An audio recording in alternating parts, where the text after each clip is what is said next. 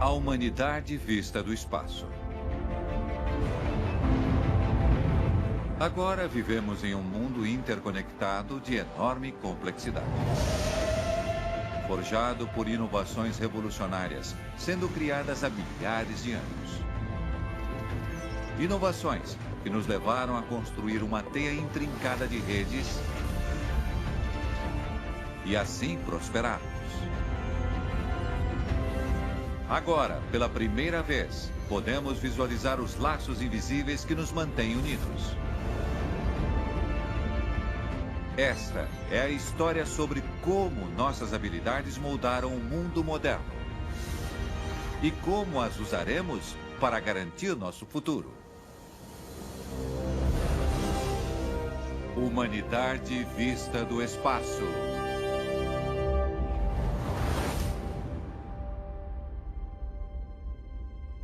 Nossa viagem começa quando menos de 5 milhões de pessoas habitavam a Terra.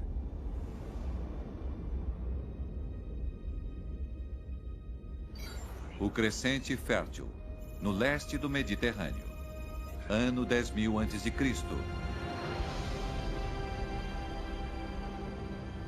O lugar de uma grande inovação que deu início a uma de nossas redes globais mais importantes. Nestes solos férteis, nossos ancestrais começaram a plantar sementes. O que parecia insignificante alterou a humanidade para sempre.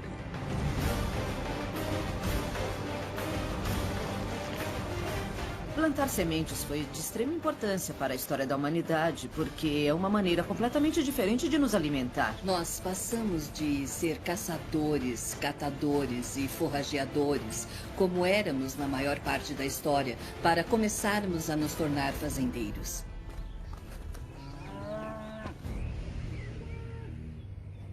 Mas a agricultura não era restrita ao Oriente Médio.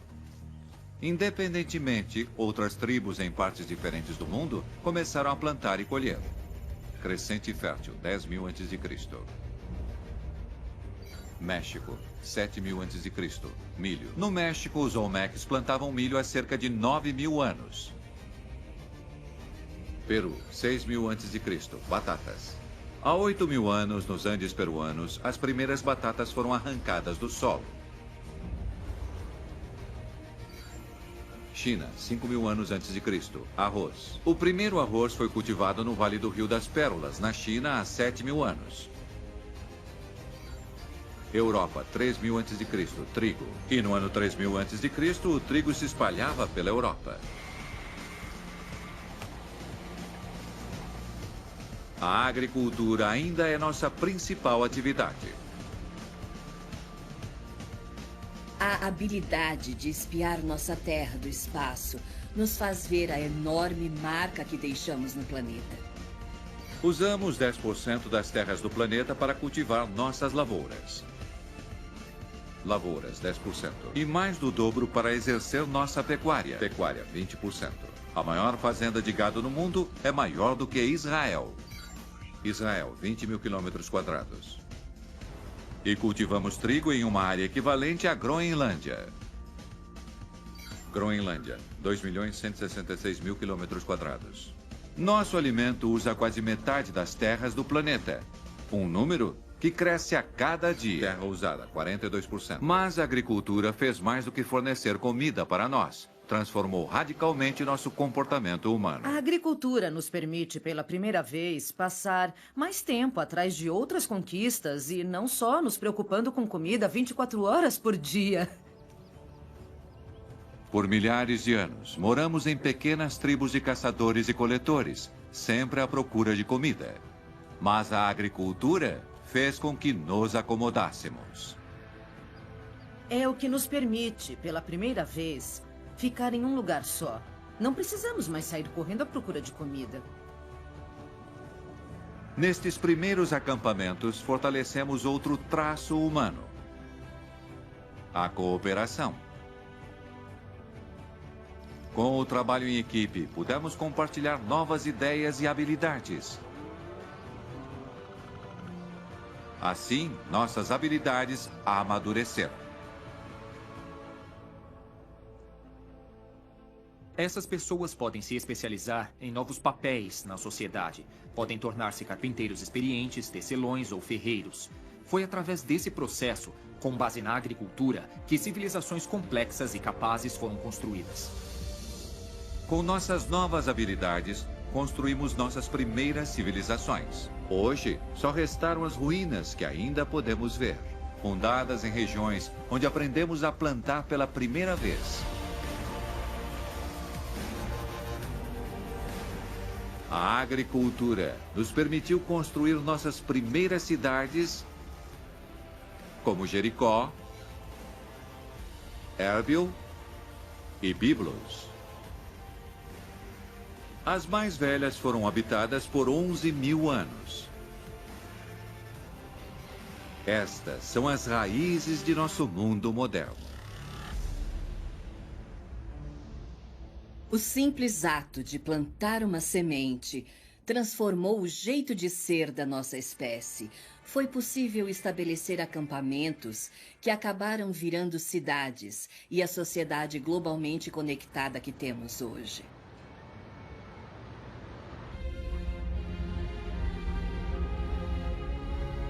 Do espaço, é possível ver o quão vastas nossas cidades modernas se tornaram.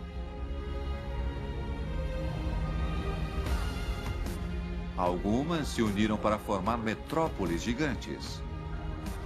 Lá, mais de 50 milhões de nós vivem juntos. Dá para ver grandes metrópoles por todo o caminho até os Apalaches. Por toda a costa leste até em meio ao granito e gelo no Canadá, dá para ver tudo de uma vez só. Nos 90 minutos que levamos para orbitar a Terra, podemos ver o impacto da humanidade ao redor da gente. Podemos ver que a humanidade se espalhou por todo o mundo. Hoje, mais de 500 cidades pelo mundo contêm mais de 1 milhão de pessoas. O surpreendente é que o crescimento incrível de nossas cidades modernas começou há apenas 250 anos. Na maior parte da história, cidades eram a exceção. No geral, havia poucas cidades maiores e várias pequenas. A maior parte da humanidade morava no campo. E isso durou por milhares de anos. Qual foi o estopim para o crescimento das megacidades de hoje? A resposta está nas habilidades de um homem e sua simples ideia que revolucionou o mundo. Isso levou a uma das maiores migrações em massa que a humanidade já testemunhou.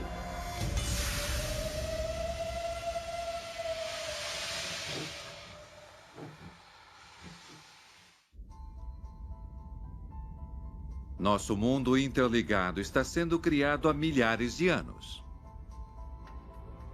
Hoje, satélites no espaço revelam uma teia de redes criadas pelo homem que nos liga pelo mundo. Até mesmo nossas cidades. Os moradores de nossas antigas cidades ficaram estagnados por milhares de anos. Mas há 250 anos, um homem teve uma ideia que revolucionou o nosso mundo. Grã-Bretanha, 1765. Enquanto a maioria de nossos ancestrais trabalhava na lavoura, o engenheiro escocês James Watt quer melhorar sua nova invenção: o motor a vapor. Naquela época, motores a vapor eram primitivos e tinham funções limitadas. Mas, com algumas alterações cruciais, Watt deixa o motor a vapor mais eficiente. Armazenagem de vapor, condensador. E assim, mostrando o grande potencial que o vapor tem. Tivemos 3 grandes saltos na história da humanidade. O primeiro foi a descoberta de como controlar o fogo.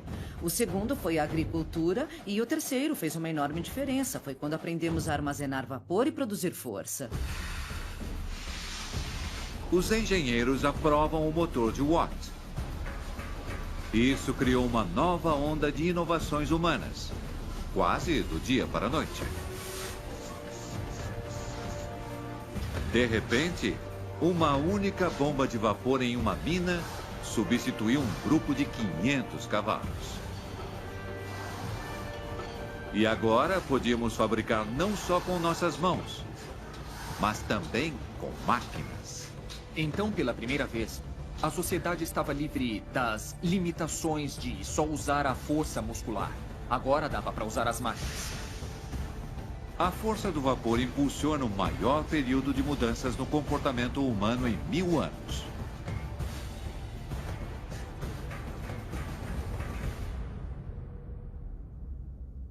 Nenhum lugar foi mais afetado do que Manchester, na Inglaterra, em 1770. Graças a James Watt, esta pequena cidade logo sucumbe ao poder do vapor. Centenas de milhares de pessoas chegam do campo procurando trabalho nas novas fábricas. Em apenas 50 anos, a população de Manchester incha de 20 mil para 160 mil pessoas.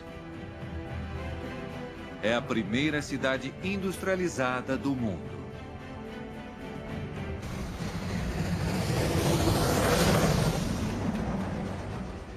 O acontecimento mais incrível é que a cidade pode crescer o quanto quiser, porque as ferrovias podem trazer a comida, podem trazer o carvão, trazer as pessoas, sabe? Então as cidades, elas podem, sabe, basicamente a cidade pode virar uma metrópole.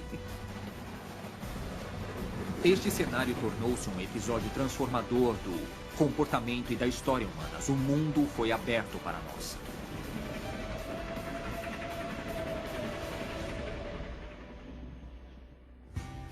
Manchester, Londres. A Revolução Industrial uniu as pessoas como nunca antes. Pela primeira vez na história da humanidade, a população de cidades pelo mundo tem crescimento massivo, chegando a milhões em algumas décadas.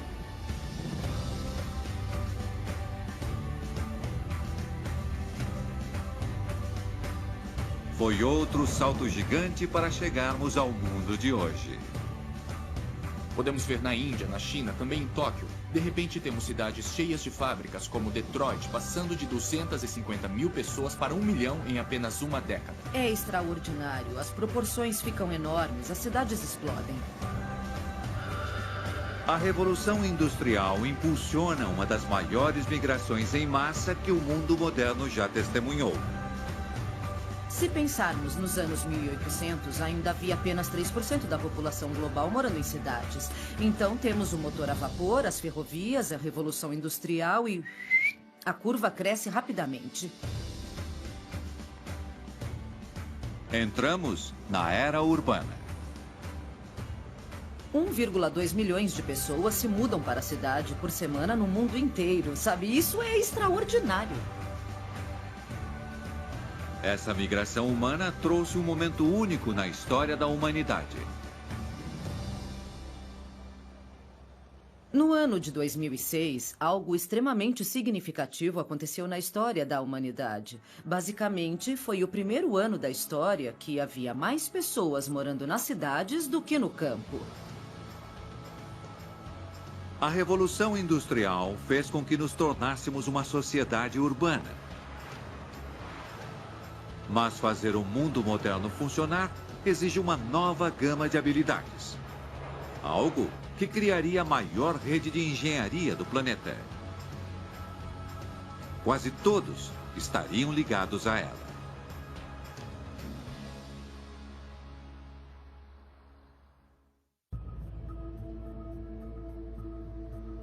Construímos um mundo por onde nossa tecnologia se espalha, conectando bilhões de pessoas.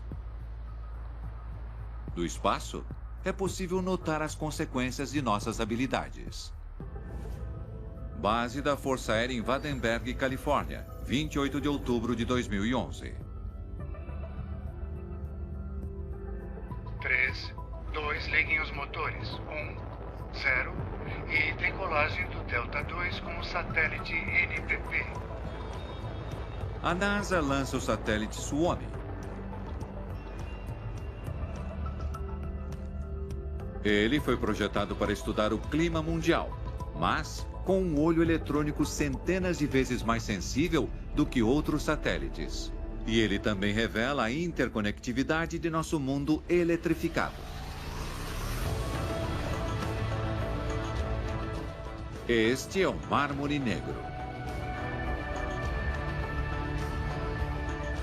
Um composto sem nuvens do mundo, feito de milhares de imagens coletadas pelo Suomi em 312 órbitas. Ele revela quase todas as luzes que acendemos.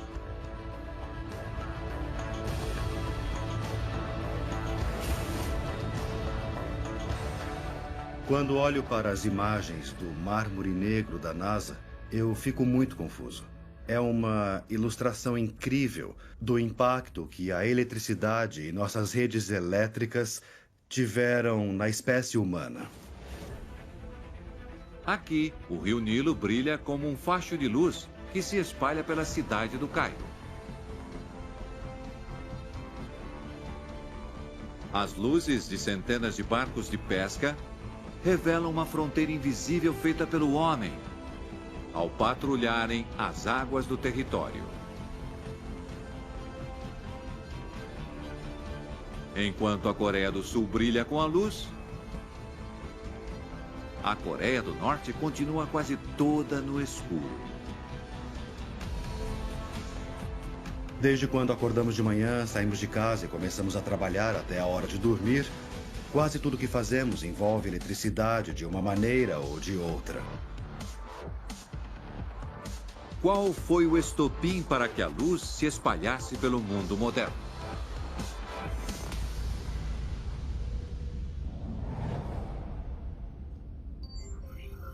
Parque Menlo, 1879. Dia 31 de dezembro de 1879, Parque Menlo, Nova Jersey. O inventor Thomas Edison demonstra sua versão melhorada da lâmpada elétrica. Ele fez um filamento de bambu e carbono.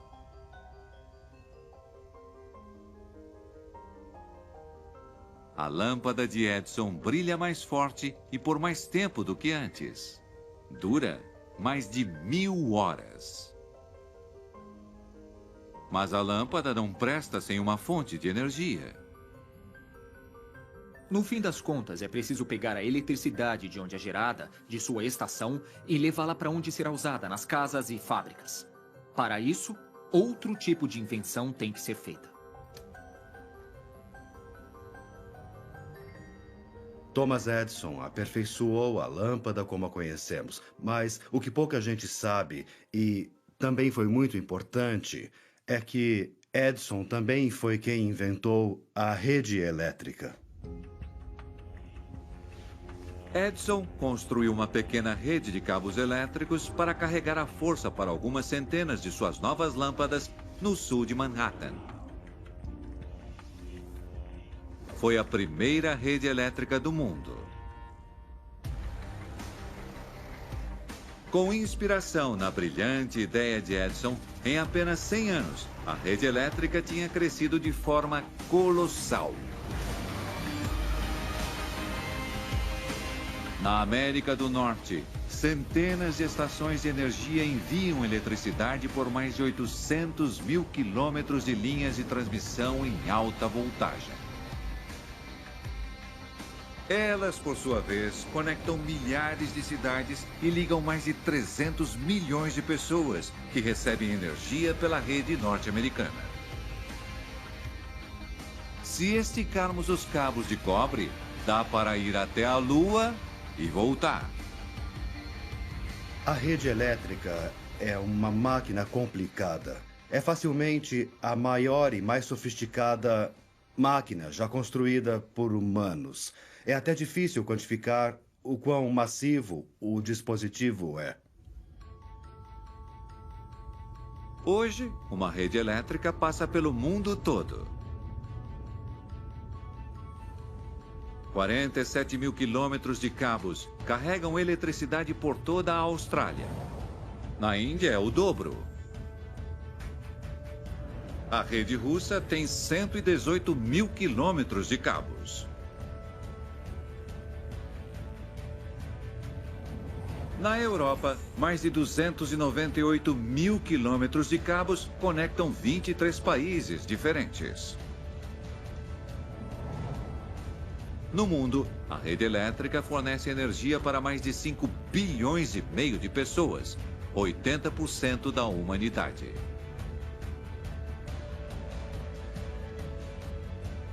Da visão de um homem, criamos uma maravilha moderna do mundo. A rede elétrica é uma das tecnologias mais complexas que a humanidade já construiu e que espalhou pelo mundo. A eletricidade é a vida da sociedade moderna. E a rede, as veias. Só damos o valor merecido quando o fornecimento é cortado.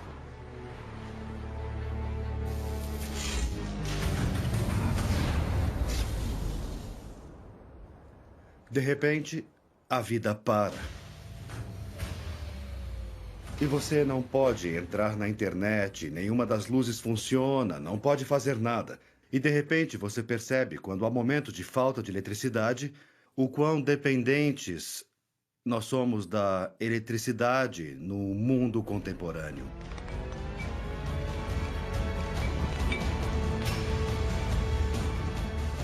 Manter um mundo moderno energizado significa que somos dependentes de duas substâncias que vamos até o fim do mundo para encontrar. Nos tornamos viciados a esses recursos. Sem eles, o mundo em que vivemos hoje não existiria.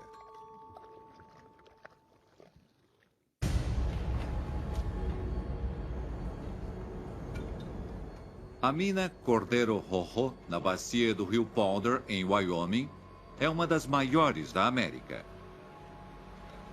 Um grande buraco no chão com mais de 1,5 km de largura. Aqui, algumas das maiores máquinas já construídas retiram milhares de toneladas de terra por dia em busca de carvão. Acho que surpreende muita gente quando elas descobrem que a maior parte da eletricidade produzida no mundo vem do carvão. O carvão é a maior fonte de combustível que usamos para abastecer as redes elétricas.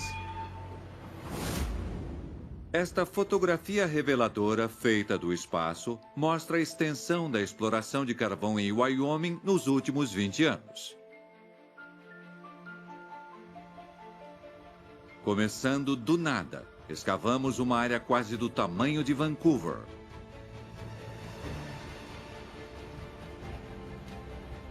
Mas esse enorme complexo de minas fornece menos da metade da energia consumida na América.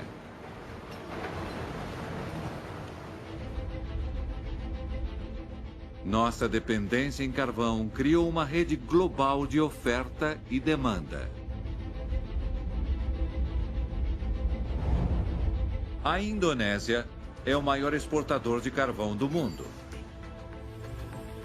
30 milhões de toneladas são vendidas para o Japão por ano. O carvão da Austrália abastece o crescimento industrial da China. E a maior parte da Europa, com a maior economia do mundo, compra carvão da Rússia.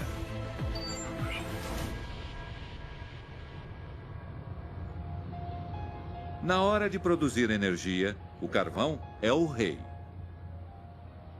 Mas o carvão não consegue atender nossas necessidades elétricas. No mundo, usamos eletricidade suficiente por dia para fazer uma casa normal funcionar por 5 milhões de anos. Eletricidade global, 55 trilhões de quilowatts. Para atingir a demanda, construímos uma vasta rede de usinas. Mais de 2.300 usinas movidas a carvão geram 41% de nossa eletricidade. 439 usinas nucleares fornecem mais 10%.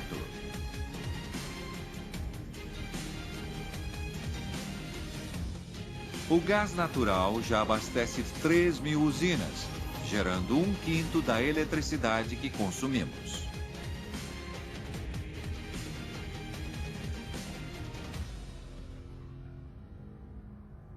Mas os recursos naturais não são significativos quando comparados com o impacto de um componente: o petróleo.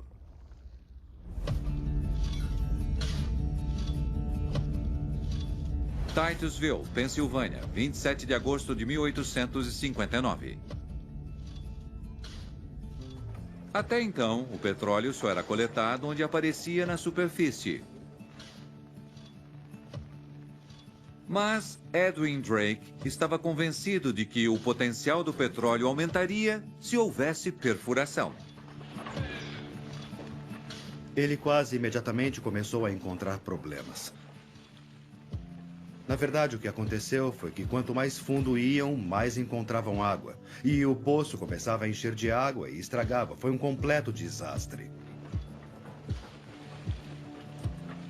As pessoas começaram a chamá-lo de Drake o Louco, porque eles pensavam que ele era mesmo louco, uma vez que ninguém havia feito aquilo com sucesso. Drake não desiste. Ele usa canos de ferro para fortalecer as laterais do poço. E adivinhem, funcionou. Ele conseguiu perfurar quase 22 metros. E o mais incrível é que o petróleo começou a jorrar daquele poço. E depois disso, pararam de achar que ele era tão louco.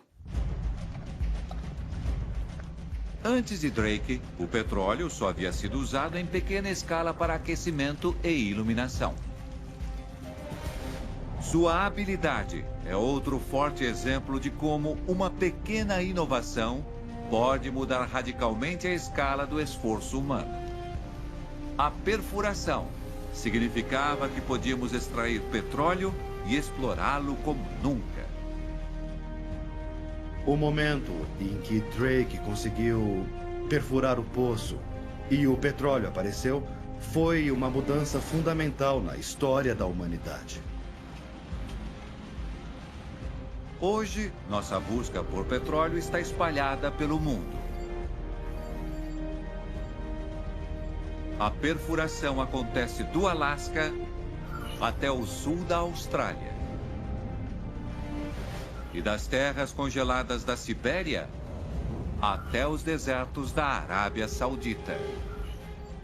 No mundo, nossas 3.500 petrolíferas extraem quase 4 milhões de barris do líquido negro por hora. Cerca de 67 mil barris por minuto.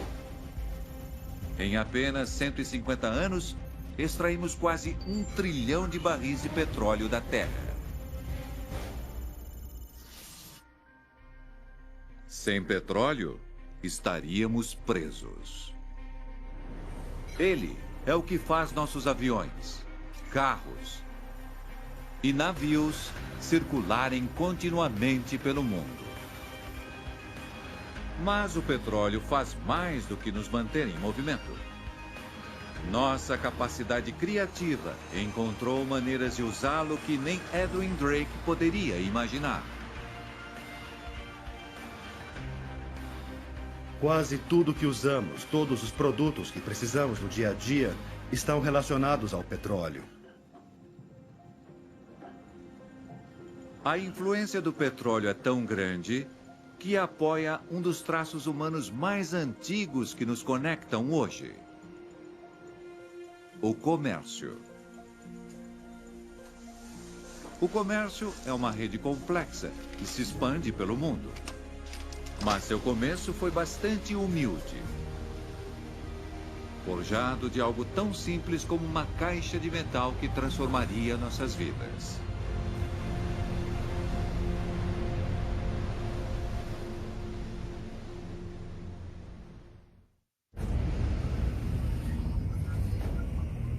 Nosso mundo depende de grandes redes mundiais. Milhões de quilômetros de estradas e ferrovias. Milhares de aeronaves percorrendo o mundo. E navios que recheiam os oceanos. É através deles que a civilização transporta tudo o que faz.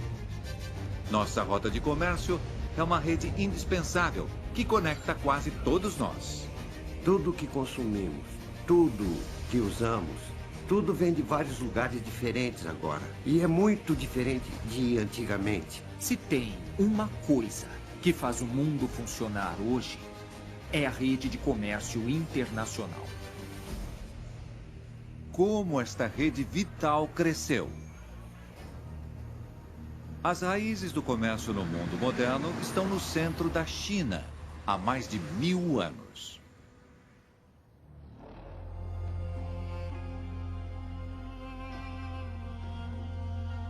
Os chineses foram os pioneiros no comércio. Por centenas de anos, a dinastia Han criou uma rede de caminhos com mais de 9.000 quilômetros.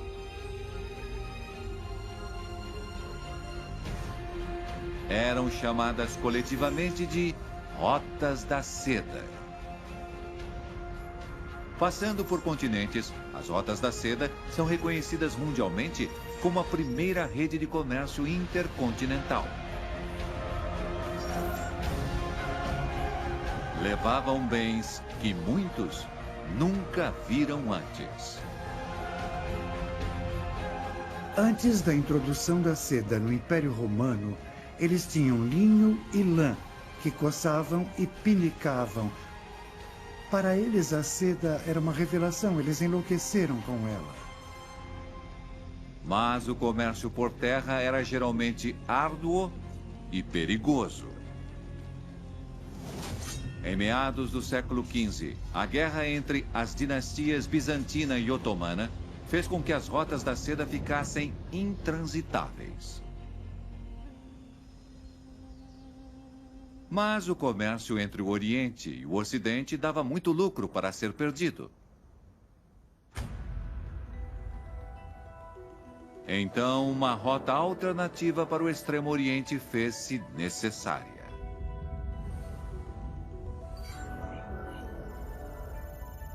Sul da Espanha, 3 de agosto de 1492. Cristóvão Colombo sai na primeira de suas 4 viagens inovadoras.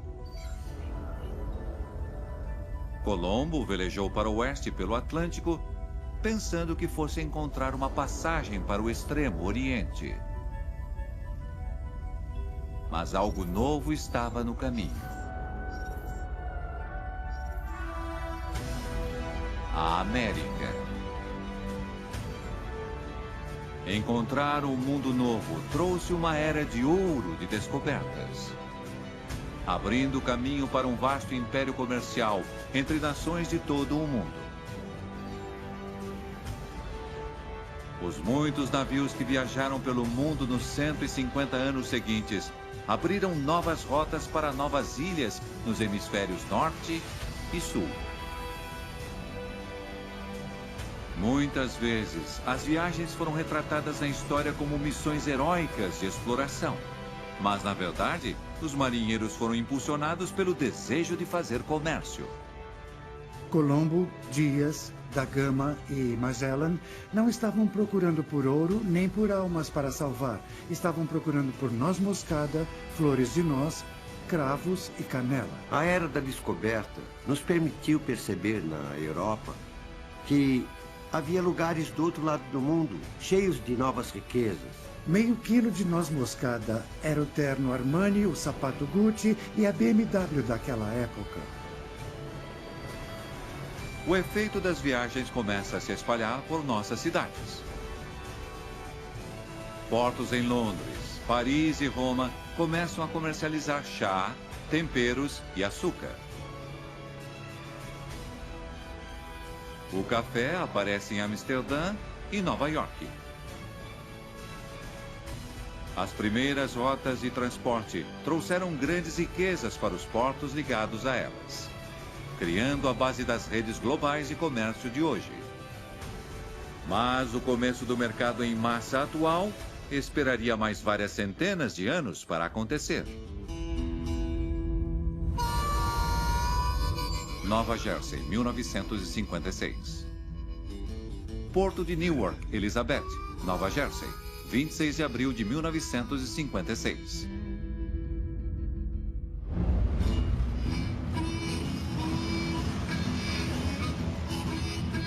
Malcolm McLean está prestes a apresentar uma inovação que revolucionará o comércio. Antes de McLean, carregar e descarregar navios de carga demorava e era caro. Os grãos eram colocados em barris e centenas de carregadores pegavam e colocavam os bens em todos os espaços disponíveis. A brilhante ideia de McLean foi padronizar os processos usando containers de envio. É só uma caixa. Mas o que o container de envio faz por nós é que ele dá uma unidade de comércio, algo que é uniforme em tamanho em qualquer lugar do mundo. E dá para ter espaço nos navios e guindastes, além de os caminhões serem adaptados para algo sempre do mesmo tamanho. O tamanho único do container faz com que haja queda instantânea no preço do carregamento, de $6 até só 16 centavos a tonelada. E é esse aumento incrível na eficiência que fez com que o preço do envio de um container diminuísse, e isso faz o comércio internacional ser mais barato.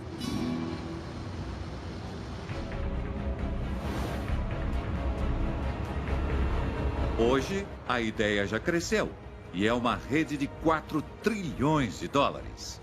Com milhares de navios carregando mais de 120 milhões de containers por ano. Do espaço, vários satélites de posicionamento global rastreiam o movimento desta imensa frota.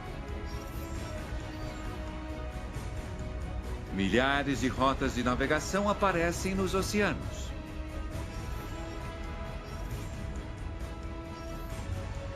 Uma rede global que busca e entrega cargas por 4.500 portos cargueiros.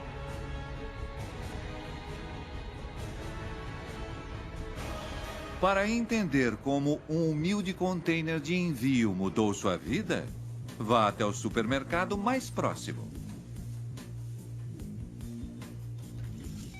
Lá você pode comprar laranjas e bananas dos Estados Unidos e Equador, peixe da China,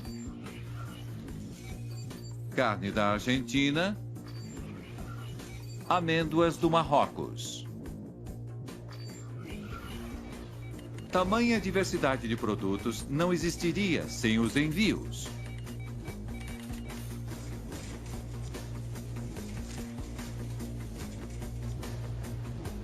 As rotas de transporte trouxeram o mundo para nossa porta.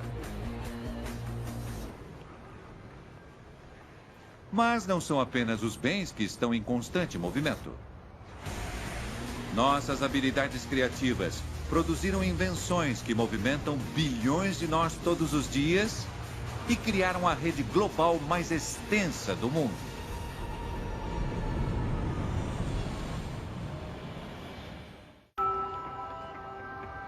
Nova York, uma das maiores cidades do planeta.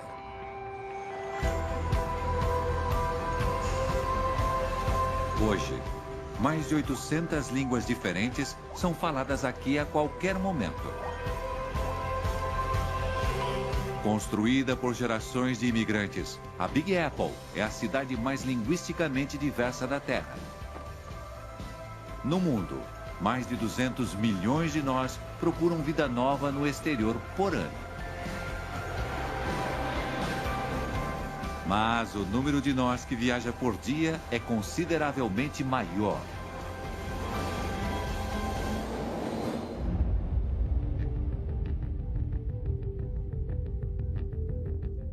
Em um curto período de tempo, praticamente 1/5 da humanidade está se movimentando. Navegando em uma complexa rede global de estradas e ferrovias. Rotas marítimas e rotas de voo. O transporte abriu as portas do mundo. fazendo com que consigamos ir a qualquer lugar a qualquer hora. Mas há apenas 100 anos, quase nada dessa infraestrutura estava pronta. Demorou milhares de anos para que nossos ancestrais saíssem da África. E demorou milhares de anos depois disso para uma única pessoa dar a volta ao mundo de navio. E hoje fazemos isso o tempo todo e todos os dias. Como é que nós nos tornamos tão móveis? A resposta está na inovação. 1º de outubro de 1908, Detroit, Michigan. O dono de fábrica, Henry Ford, projeta uma linha de montagem para a produção em massa de seu carro, o Ford modelo T. Ele diminuiu os custos de fabricação, fazendo com que o carro fosse barato para o americano comprar. Nos 20 anos seguintes, 15 milhões de carros saem das fábricas. É o começo de uma grande mudança no comportamento humano. O carro é de fato uma tecnologia que nos une e nos marca como uma civilização moderna. Porque o carro realizou o sonho que tínhamos há séculos, que era viajar de um lado para outro de maneira individual. A produção em massa do carro cria uma nova rede. Nossas estradas. A primeira estrada da América tinha 965 quilômetros, do rio Potomac até o rio Ohio. 100 anos depois, a América do Norte já tinha construído a maior rede de estradas do mundo. Mais de 7 milhões de quilômetros. No mundo, mais de 56 milhões de quilômetros ligam cidades, países e até continentes. Hoje, você pode dirigir 17 mil quilômetros sem parar. De John O'Groats, Escócia, até Cape Town, na África do Sul. Se esticarmos nossas estradas, elas dão a volta no Equador muito mais de 1000 vezes. Isso nos permite dirigir mais de 1 bilhão de veículos pelo mundo.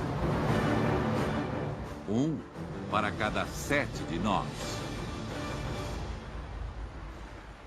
O carro representa a liberdade, a habilidade de melhorar a vida, a habilidade de encontrar um emprego, a habilidade de viver ainda depende do carro. Agora, de repente, regiões metropolitanas são expandidas e conseguimos viver em escalas que eram completamente desconhecidas por gerações passadas. E esta é a etapa final para o transporte que vai além da cidade e entra em escala global. Surpreendentemente, a inovação que impulsionou a rede que mais cresce na humanidade foi feita 5 anos antes do carro de Ford. Kitty Hawk, Carolina do Norte, 17 de dezembro de 1903. Nesta grande praia deserta, os irmãos Wright testaram uma máquina chamada O Voador.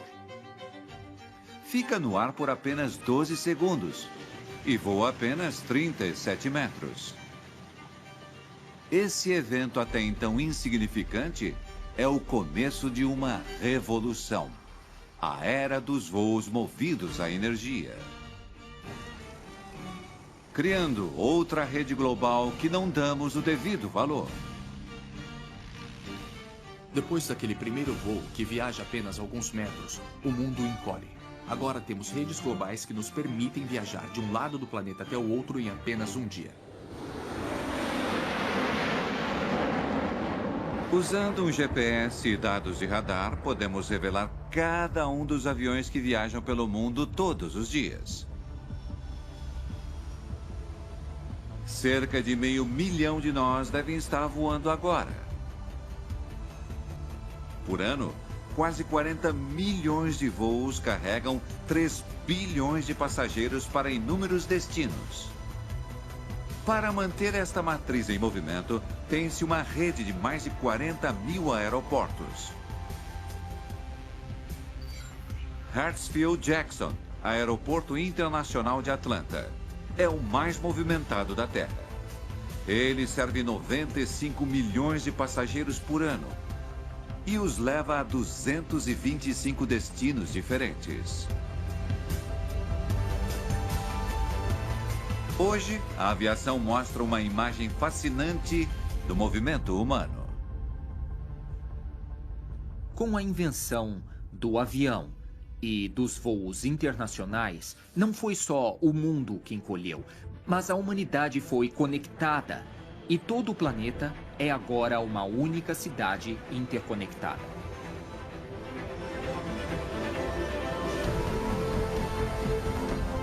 Podemos agora chegar a 90% do planeta em menos de 48 horas. É a prova de que estamos mais conectados do que em qualquer outro momento da história humana. Isso mudou nossa percepção do mundo. Podemos nos ver agora sendo membros de uma única sociedade, de uma única raça. As viagens no mundo moderno nos unem de maneiras que há um século eram inimagináveis. Mas nossas habilidades nos levaram a uma rede ainda mais nova e inédita. Ela nos permite falar com alguém cara a cara do outro lado do mundo sem sair de casa.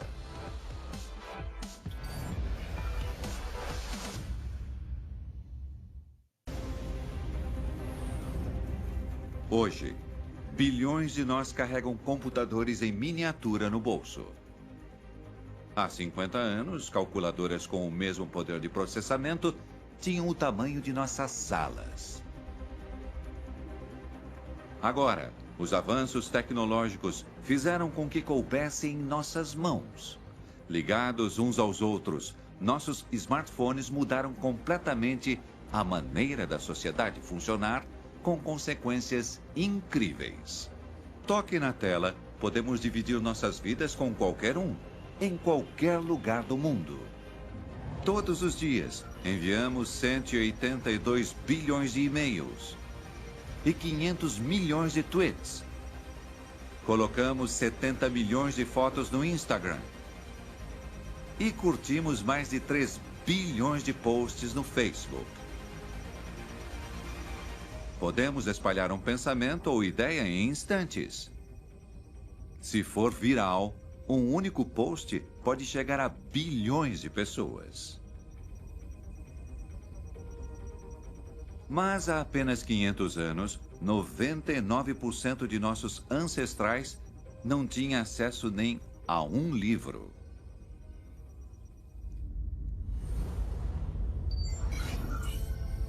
Mainz, Alemanha, 1450. Por séculos, livros e escrituras eram impressos com isto: letras de madeira. Cada letra era meticulosamente esculpida e cada página impressa individualmente. Até que o ferreiro Johannes Gutenberg teve uma ideia muito simples.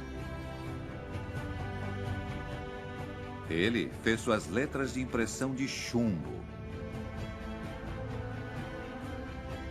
As letras de metal podem ser moldadas e não esculpidas, fazendo com que a impressão saia mais rápido. Antes de 1450, levava quase 2 semanas para imprimir um livro, talvez até um mês. Agora, com a invenção flexível e rápida de Gutenberg, dava para imprimir um livro em 1 hora. A invenção de Gutenberg fez com que a impressão ficasse 100 vezes mais barata, impulsionando uma mudança monumental no comportamento humano. A disponibilidade de livros e panfletos mais baratos fez com que as pessoas quisessem aprender a ler e escrever. Ler e escrever não era apenas para os ricos. Nos 500 anos seguintes, a imprensa torna-se o método de comunicação em massa, lançando bilhões de livros e jornais. Livros e jornais foram a maneira mais rápida de comunicação por mais de 200 anos. Mas eles só saíam do lugar quando carregados. No caso da América, levava uma semana para viajar da costa leste até a oeste. Até que, no começo do século XIX, há a chegada de uma invenção que aumenta muito a velocidade da comunicação.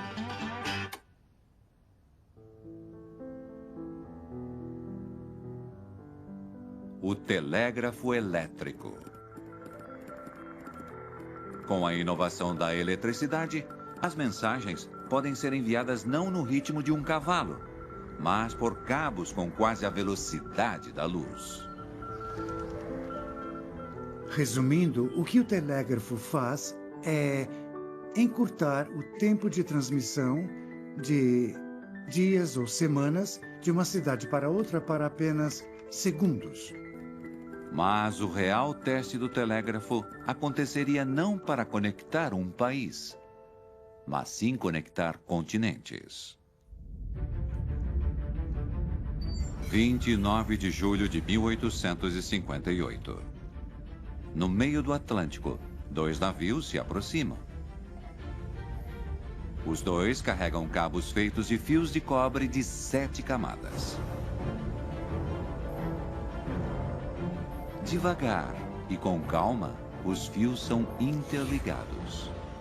O primeiro cabo de telégrafo transatlântico foi criado. Então, pela primeira vez, a Europa e a América se uniram por um fio elétrico e pudemos usar a eletricidade para enviar mensagens um para o outro. No dia 16 de agosto de 1858, a Rainha Vitória envia uma mensagem telegrafada para o presidente Buchanan. Para escrever a mensagem toda da rainha, com 99 palavras, levou 17 horas e 40 minutos para a transmissão. É muito devagar para os padrões de hoje.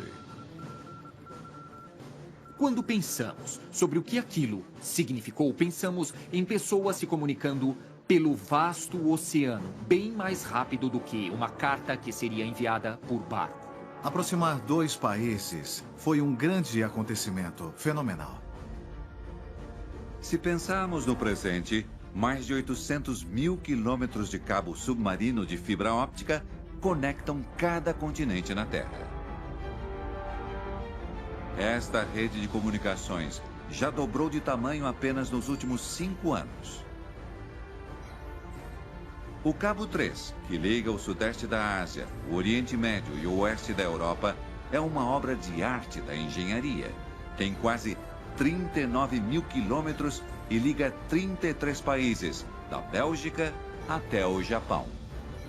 Através dele, enviamos o equivalente a 200 bilhões de palavras por segundo. Se eu e você fôssemos falar tantas palavras, teríamos que começar a falar sem parar na época que Jesus era vivo e falar dia e noite sem dormir, sem parar e sem comer. E ainda estaríamos falando neste momento. Esta incrível rede não está apenas dentro do oceano. Cerca de 56 milhões de quilômetros de cabos de dados estão apenas nos Estados Unidos. Juntos, estes cabos criaram a derradeira rede de comunicações. Aquela que define como interagimos e nos comunicamos hoje em dia. Internet global. A internet. Com todas essas redes de dados e a internet entrando pela primeira vez na história humana, podemos nos comunicar com qualquer pessoa de qualquer lugar do planeta quando quisermos. Dançarinos de hip-hop em Xangai estão aprendendo e tirando ideias de dançarinos de hip-hop do Harlem ou Soweto. Agora, você pode estar nas montanhas rochosas ou nas planícies do Tibete e pode ter acesso a 100 vezes mais informações do que a pessoa mais informada que existia há 20 anos. A internet é o ápice de nossa sociedade interconectada. ela molda quase todos os aspectos de nossas vidas. Podemos fazer tudo de forma instantânea de qualquer lugar do mundo. A internet mostra como nos tornamos interconectados.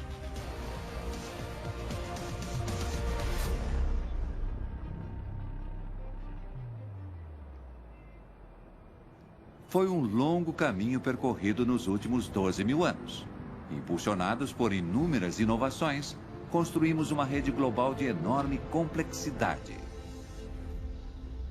Camada por camada, esta rede nos fornece comida, energia, bens, transporte e comunicação. Revelando que agora vivemos em uma sociedade realmente global de extrema complexidade. Mas esta quantidade de dados expõe muito mais. Podemos usar os dados para ver nosso futuro. Eles revelam os grandes desafios de alimentação e energia que nossa população crescente enfrentará. Isso inspira nossas habilidades de criar inovações que garantirão nosso futuro na Terra. Não em centenas de anos, mas em apenas uma geração. Somos cerca de 7 bilhões de pessoas agora. Mas esse crescimento massivo de pelo menos 2 bilhões de pessoas nos próximos 35 anos não tem precedentes. A população mundial nunca aumentou tanto. As inovações nos trouxeram a este crescimento populacional.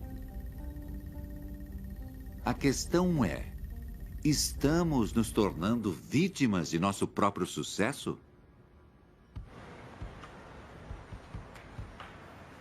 Acredito que haverá muitos grandes desafios no futuro próximo. Como sustentaremos a população humana sem devastar o ambiente natural do planeta em que vivemos? Estes desafios giram em torno de comida. Comida é vida. Sem ela, nós morremos. Não dá para simplificar mais. Comida é vida. Água. Praticamente tudo que os humanos fazem precisa de água. Então, seja para cultivar as lavouras que nos trazem comida ou fazer as indústrias funcionarem, precisamos de água. E uma fonte de energia. Como então resolveremos esse problema? Para deixar as luzes acesas e os carros funcionando. O relógio não para. A cada dia que passa, nossa população crescente precisa de mais comida, água e energia. Como atender as demandas sem sobrecarregar a Terra? Ou causar maior mudança climática? Nós, cientistas, sabemos que nosso clima muda naturalmente. Sempre soubemos disso, mas agora a contribuição humana uniu-se com a mudança natural e é como uma lupa. Ela amplifica a maneira que os sistemas mudam. O jeito que vivemos agora não pode durar para sempre. Então teremos que encontrar outras soluções viáveis. São desafios que enfrentamos, e quando mais 2 bilhões de pessoas são colocadas no mundo nos próximos 35 anos, a razão do problema deve ficar aparente. Precisamos pensar em uma solução. Uma que garanta o futuro de nossas vidas no planeta. E todas as informações que coletamos sobre nós mesmos podem ajudar. Podemos usar os dados para entender o futuro, os padrões que estão se formando e como a civilização irá evoluir. Sabemos que os problemas estão aí, mas podemos encontrar soluções? As mesmas habilidades humanas que fizeram a gente chegar até aqui podem garantir o futuro das próximas gerações? Não há tempo a perder.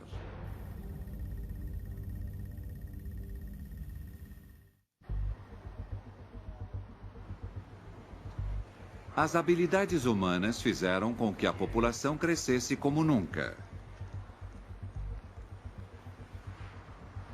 Mais 2 bilhões de pessoas até 2050 desafiarão a maneira que vivemos. Um dos principais problemas será a comida.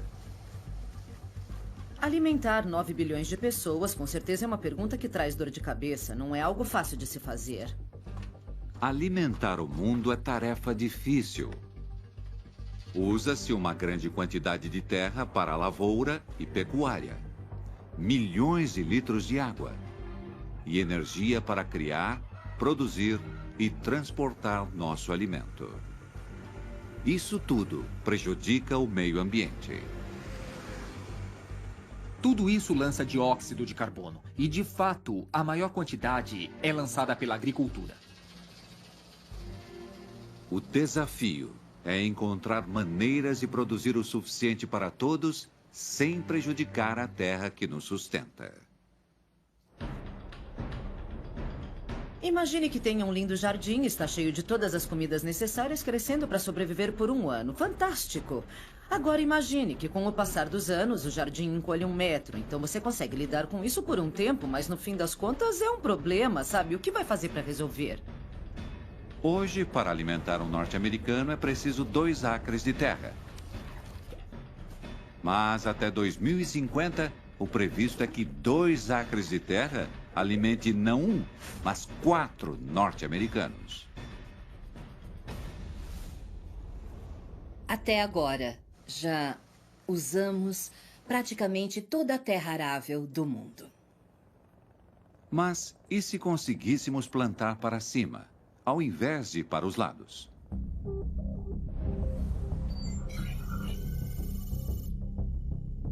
Chicago, na beira dos Grandes Lagos. A fazenda Green Sense pode não parecer verde por dentro.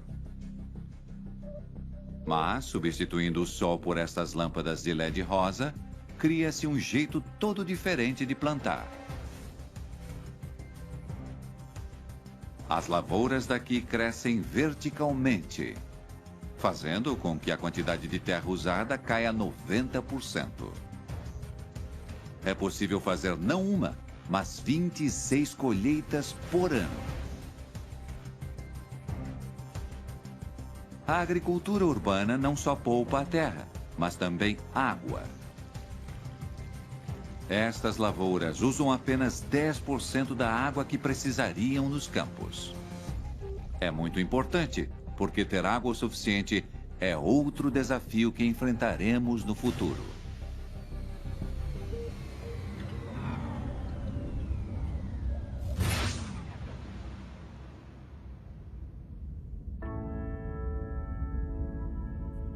Do espaço, fica claro que o planeta Terra é um planeta água. Mas não podemos usar a maior parte dela.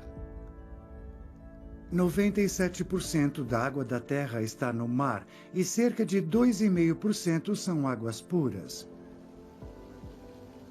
E a quantidade que podemos utilizar é menor ainda. A maior parte da água fresca está presa nas geleiras e no subterrâneo. É muito fundo, não conseguimos bombear. Então, apenas cerca de 1% da água da Terra existe como água fresca. Então, é um recurso muito limitado. Desse 1% de água fresca, enormes 2/3 são usados para criar nossa comida. Reparem no quanto é necessário para nossas refeições. O motivo disso está claro.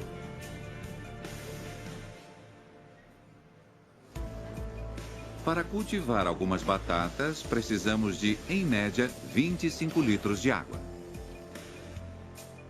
A salada precisa de 140 litros.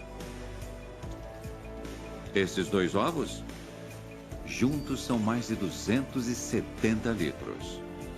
E o bife, mais de 2.000 litros de água. E o copo de leite que pediu, 200 litros. Somados, são aproximadamente 2.600 litros de água para criar esta refeição. E milhões são comidas por hora. Muita da comida que comemos foi cultivada em um campo onde havia agricultura irrigada. Então, os vegetais, a carne, o copo de leite, tudo isso precisou de grandes quantidades de água para ser feito. É por isso que a água está se tornando uma das nossas commodities mais preciosas. Se observarmos o mundo da órbita, podemos ver as consequências da nossa sede por água. Eu nunca me esquecerei de quando quis tirar uma foto do Mar Aral e precisei de várias órbitas até achá-lo, várias tentativas para encontrar o Mar Aral, porque já não é mais um mar. Mais de 32 mil quilômetros de canais e 45 barragens roubaram a água do Mar Aral. Eu não via água lá, havia o que parecia ser uma costa remanescente, mas era cinza sujo, tudo marrom, e foi tudo que conseguimos ver. Esta não é a única água que está desaparecendo. O Rio Amarelo na China foi drenado para a agricultura e apenas 10% de suas águas chegam ao mar. O Rio Indus, no Paquistão, também só tem 10% de toda a água. Nos Estados Unidos, menos de 10% das águas do Rio Colorado chegam no México. Cultivar a comida que ajuda a preservar as terras e a água é importante. Fazendas como a Green Sense podem progredir muito. E inovações em outros lugares também fornecem soluções promissoras. Harpenden, norte de Londres. Nos laboratórios de pesquisa de Homestead, estas mudas de trigo parecem comuns. Mas os cientistas as estão modificando para cultivar mais trigo do que antes. A primeira maneira de aumentar a quantidade de comida que produzimos é aumentando o rendimento, ou seja, aumentar a quantidade de comida produzida na mesma área plantada. Então estaremos usando tecnologias como a engenharia genética para manter nossas lavouras tão produtivas quanto pudermos.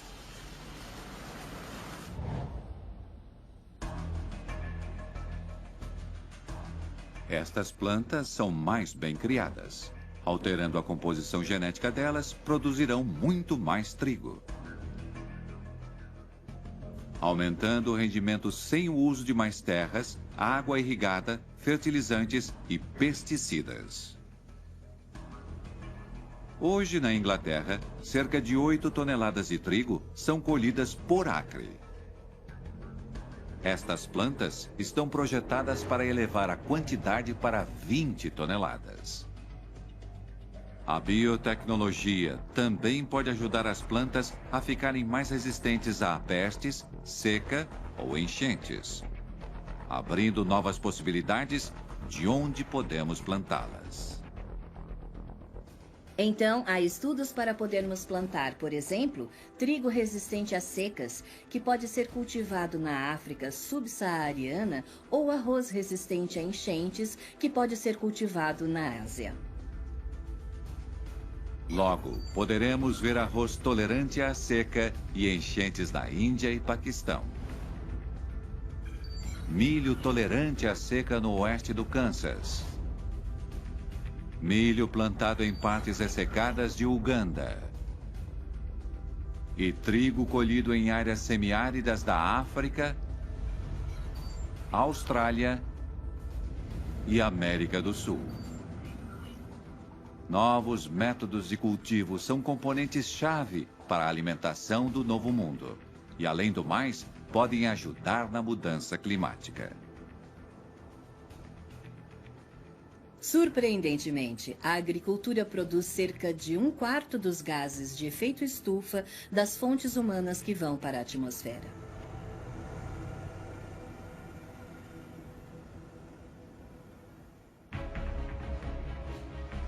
Não há nada que garanta nossa comida no futuro. Mudar a maneira que a cultivamos, onde cultivamos e o que cultivamos pode ajudar. Mas teremos energia o suficiente para cozinhar nossa comida no futuro?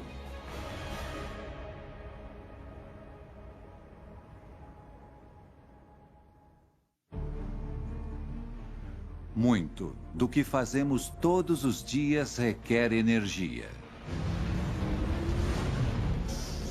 A produção, o movimento, a comida, a diversão. Se a população está chegando a 9 bilhões, precisaremos de mais energia. A questão é, será o suficiente? Há 300 anos, a Revolução Industrial foi o estopim para a migração em massa. Desde então, cada vez mais pessoas vão morar nas cidades.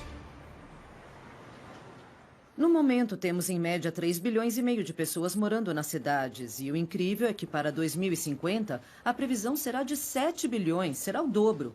Quero dizer que é uma transição humana em uma escala nunca antes vista. O incrível é que iremos construir mais cidades nos próximos 40 anos do que construímos na história da humanidade. Esse enorme crescimento urbano tem previsão de grande impacto em nossas vidas.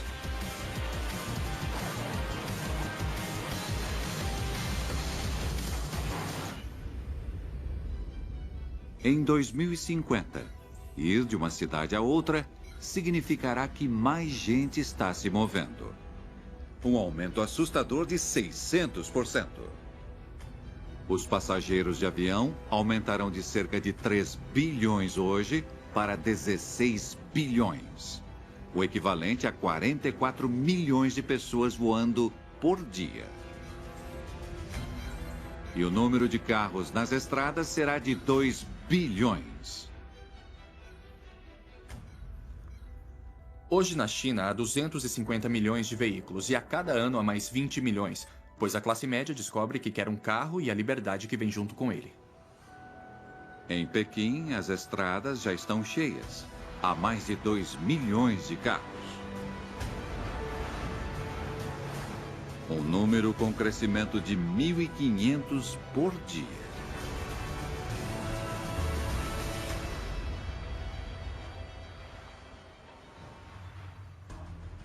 Nossa necessidade de energia também aumentará e dobrará até 2050. Precisaremos de 110% a mais de petróleo.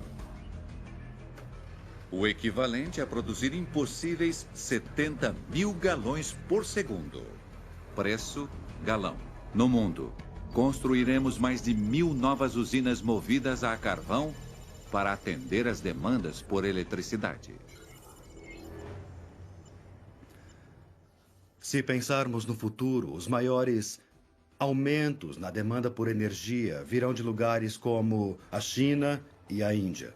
As pessoas nessas partes do mundo estarão dirigindo mais carros, estarão viajando mais de avião e estarão usando mais dispositivos que consomem eletricidade. Temos recursos suficientes para atender à demanda crescente por energia?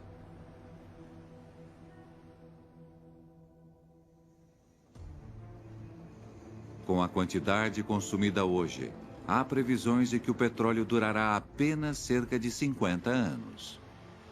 Talvez o carvão aguente chegar até o próximo século. Então, pelo menos, por enquanto, teremos o suficiente.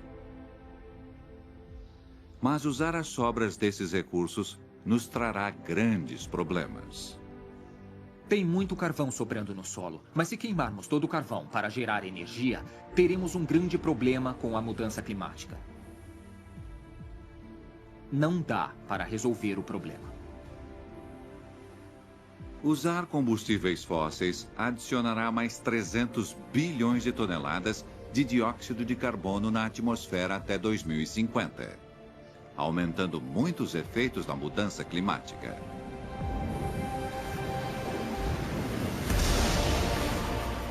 Fortes tempestades e aumento do nível do mar afetarão mais pessoas com mais frequência.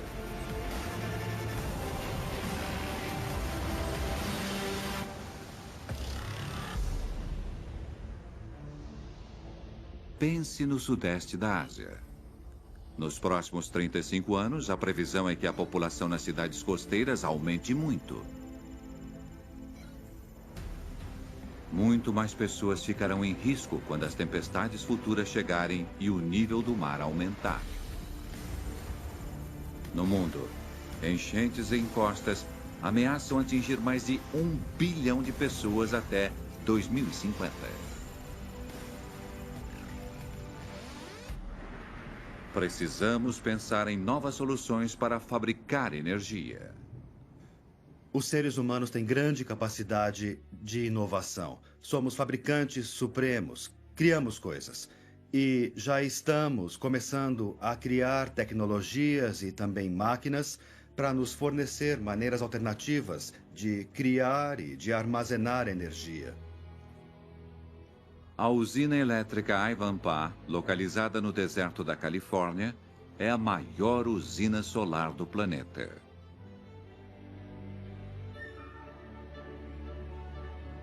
Mais de 300 mil espelhos, controlados por computador, jogam a luz do sol para cima de uma torre gigante. A água torna-se vapor quente e faz turbinas elétricas funcionarem.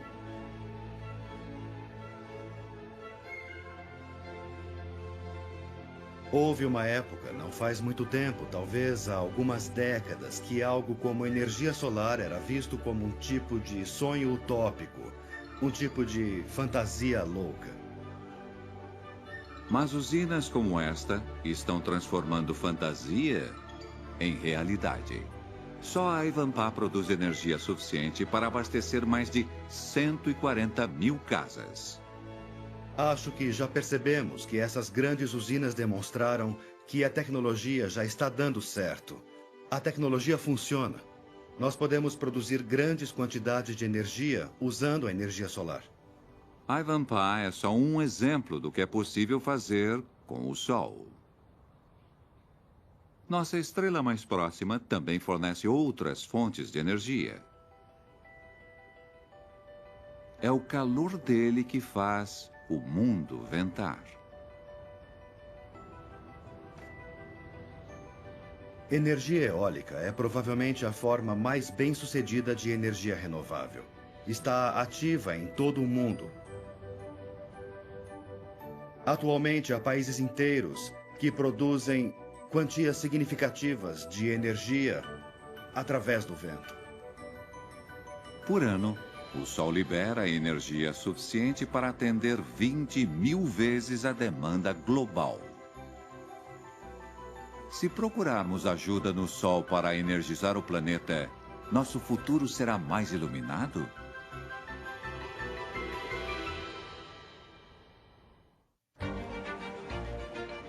Com a população crescendo, nossa sede de energia só vai aumentar. Mas, se quisermos impedir mudanças climáticas, nossa dependência em combustíveis fósseis terá que acabar.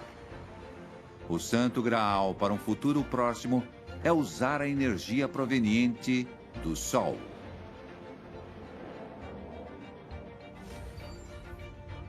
Nos últimos 5 anos, a energia que agora usamos proveniente do Sol já teve aumento de 100%.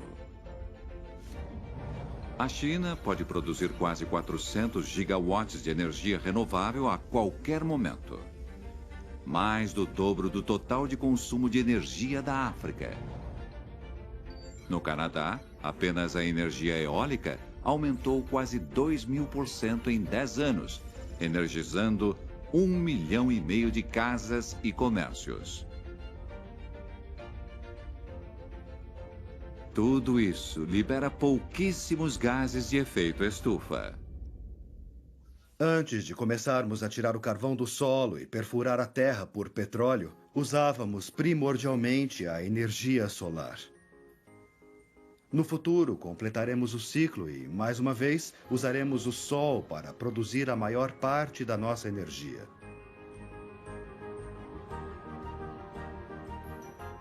Há somente tanto carvão e petróleo no solo, mas o Sol brilhará por bilhões de anos. O vento sempre soprará e a água sempre fluirá. Fazer uso do Sol é uma alternativa para pararmos de usar os combustíveis fósseis. Se usado, ele terá o poder de transformar nosso mundo, suprindo as necessidades de energia para todos nós no futuro.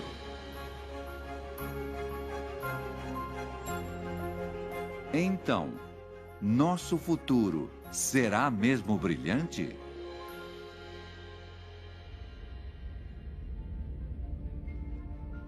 Nos últimos 12.000 anos, nossa sociedade sofreu uma transformação incrível.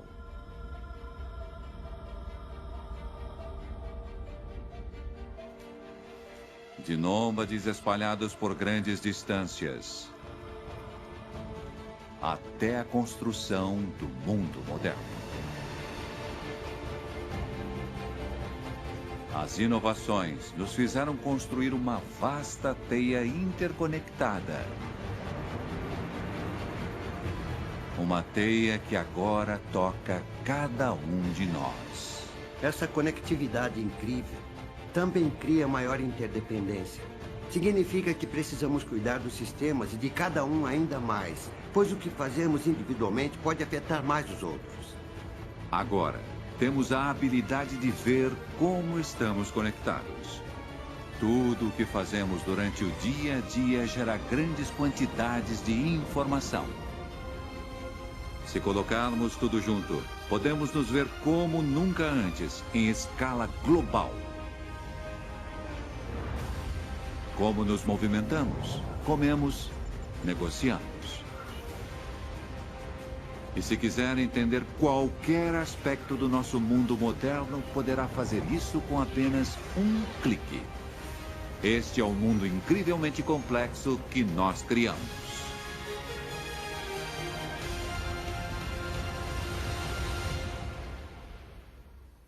Pela primeira vez na história, todos esses dados nos permitem nos ver de forma mais completa. Mas o sucesso do nosso mundo moderno está no equilíbrio. Nossas habilidades têm um preço. Criamos um mundo que precisa dar apoio a 7 bilhões de pessoas. E, em apenas uma geração, a previsão é que haja aumento de mais 2 bilhões. Isso faz com que o futuro seja incerto. Com certeza, nossa espécie enfrentará grandes desafios nos próximos anos. Mas nossa civilização já triunfou contra adversidades antes. Observando o passado da história humana, várias e várias vezes nós nos unimos e resolvemos esses desafios. As mesmas habilidades que nos trouxeram até aqui poderão solucionar problemas no futuro. Já mostramos, com o passar do tempo, que conseguimos resolver desafios globais através de tecnologia, através de nossa inteligência. Somos criativos de maneiras que nós mesmos nos surpreendemos. Somos criativos por natureza.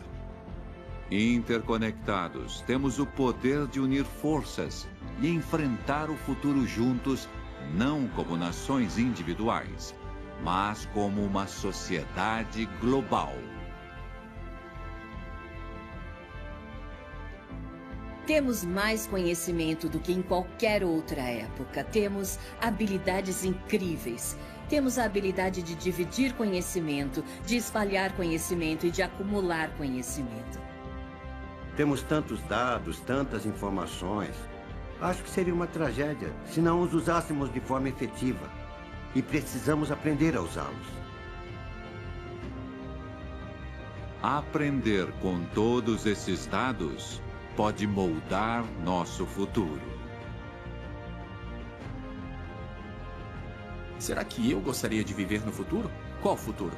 Porque eu não acredito no futuro, que há apenas um futuro esperando por nós. Eu quero criar o futuro. Eu acredito que podemos criar o futuro juntos. Então, eu quero viver em um futuro que é ainda mais conectado do que agora. Eu quero pertencer a uma sociedade global que pode nos unir para que possamos atingir o nosso completo potencial.